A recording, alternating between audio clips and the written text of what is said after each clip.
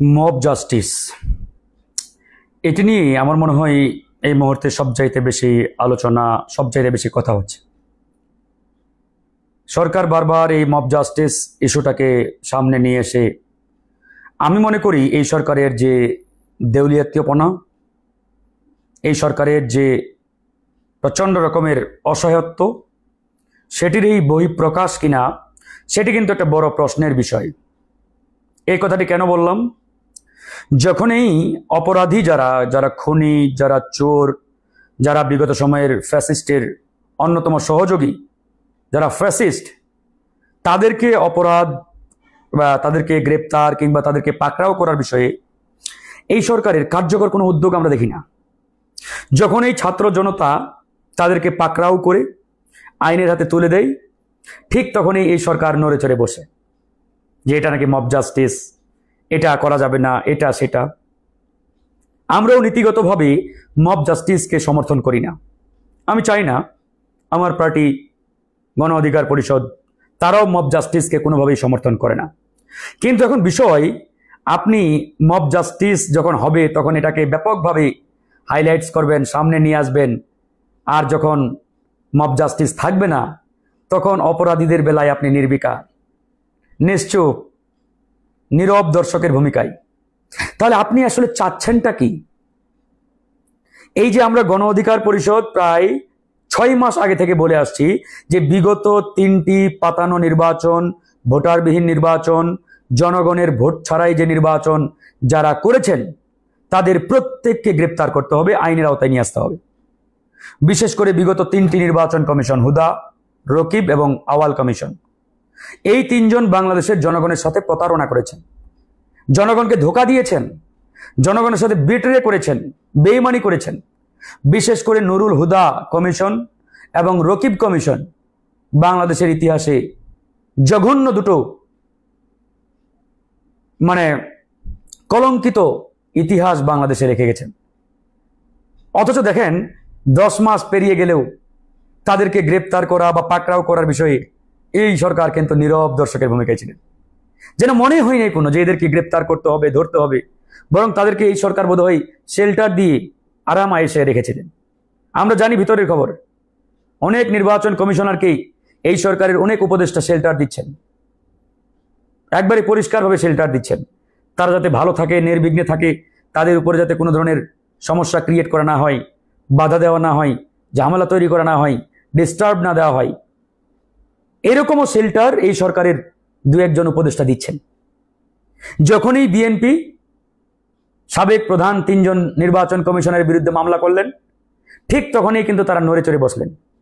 আরে ভাই, কেন মামলা করতে হবে? আপনারা নিজেরা কেন করছেন না? পুলিশকে দিয়ে কেন মামলা করাচ্ছেন না? প্রশাসনকে দিয়ে কেন মামলা করাচ্ছেন না? রাজনৈতিক দলগুলোকে কেন মামলা করতে হবে? আপনাদের চোখে আঙ্গুল দিয়ে আমাদের দেখিয়ে দিতে হবে? আপনারা জানেন না কারা অপরাধী, কারা ফ্যাসিস্ট, কারা খুনি? জানার পরেও যখন তারা উদ্যোগ নেয় না, তখন কিন্তু সন্দেহগুলো দানা বাঁধে, একবারে বড় ধরনের দানা বাঁধে। আজকে দেখেন কাজী রকিবউদ্দিন, সে তো দেশ ছেড়ে পালায় নেই। এই রকিব 2018 সালে নির্বাচন করেছেন, কিভাবে করেছেন তা তো সবাই জানেন। তারপরে সর্বশেষ হাবিবুল আওয়াল, এই আওয়াল 24 সালের 7ই জানুয়ারি একটা জঘন্য নির্বাচন করলেন, যেখানে 10% ভোট পড়ে নাই, জনগণ ভোট কেন্দ্রেই যায় নাই। দেশের প্রায় 90% রাজনৈতিক দল 2024 সালের নির্বাচনকে ঘৃণা ভরে প্রত্যাখ্যান করেছেন। এই হাবিবুল আওয়াল এই সরকার ক্ষমতার চেয়ারে বসার পরেও নির্বিঘ্নে ওই আগারগাঁও নির্বাচন কমিশনে অফিস করেছেন, বসেছেন, সরকারি গাড়ি বাড়ি ব্যবহার করেছেন। চিন্তা করে দেখেন তো, এই যদি হয় অবস্থা, তাহলে কিভাবে চলবে? আজকে আপনারা মব জাস্টিসের কথা বলছেন। হ্যাঁ, আমি ব্যক্তিগতভাবে, আমাদের পার্টিগতভাবে সাপোর্ট করি না, কিন্তু আপনারা দেখেন নাই বিগত সময়ে বিএনপির মহাসচিবকে রাস্তায় শার্ট ধরে টেনে হিচড়ে নিয়ে যাওয়া হচ্ছিল? আমি দেখেছি, আমরা দেখেছি কিভাবে দৈনিক সংগ্রামের সম্পাদক, প্রবীণ সাংবাদিক আসাদ সাহেবকে পত্রিকার অফিসে গিয়ে ছাত্রলীগ, যুবলীগের সন্ত্রাসীরা লাঞ্ছিত করেছে, হামলা চালিয়েছে। টেনে হিচড়ে অফিস থেকে নামিয়েছে, সেগুলোতে মব জাস্টিস মনে হয় না আপনাদের? যে একজন নিরপরাধ ব্যক্তি, একজন গুণী ব্যক্তি, যিনি কোনো অপরাধ করেন নাই, তাকে পর্যন্ত টেনে হিচড়ে নামানো হয়েছে, তার অফিসে গিয়ে হামলা চালানো হয়েছে। আর যখন একজন খুনিদের দোসর, ফ্যাসিস্টের দোসরকে ছাত্র জনতা পুলিশের হাতে সোপর্দ করছেন উত্তম মধ্যম দিয়ে, তখন সেটাকে আপনারা মব জাস্টিস বলে চালিয়ে দেওয়ার চেষ্টা করছেন। তো মব জাস্টিস তো আমরাও চাই না, তাহলে গ্রেপ্তার কেন করছেন না? গ্রেপ্তার করেন, বিচারের মুখোমুখি করেন, সেটা করছেন না। বিগত 3টা নির্বাচন কমিশনের যারা দায়িত্বে ছিলেন, এরা এখন পর্যন্ত আরামায় এসে রয়েছেন ধরাছোঁয়ার বাইরে। বিগত 3টা পাতানো নির্বাচনে যারা ডিসি, এসপি, ওসির ভূমিকায় ছিলেন, দায়িত্বে ছিলেন, তারা এখনো বহাল তবিয়তে। আর আপনারা কিসের ঘোড়ার ডিমের সংস্কার করবেন বলেন? সংস্কার তো তখনই হবে যখন আওয়ামী লীগের প্রত্যেকটা দোসরকে আপনারা বিচারের মুখোমুখি করবেন। করছেন? করেন নাই। এই যে ইরানের দিকে দেখেন, ইরানে দেখলাম যারা ইসরায়েলের গুপ্তচর, ইরানের মাটিতে থেকে ইসরায়েলের পক্ষে কাজ করেছে, গুপ্তচরগিরি করেছে, তাদের প্রত্যেকটাকে ফাঁসির কাছে ঝুলানো হয়েছে, একবারই ফাঁসি। কারণ বেঈমান মুনাফিকদের শাস্তি এটাই, এদের বিকল্প কোনো শাস্তি হওয়া উচিত না।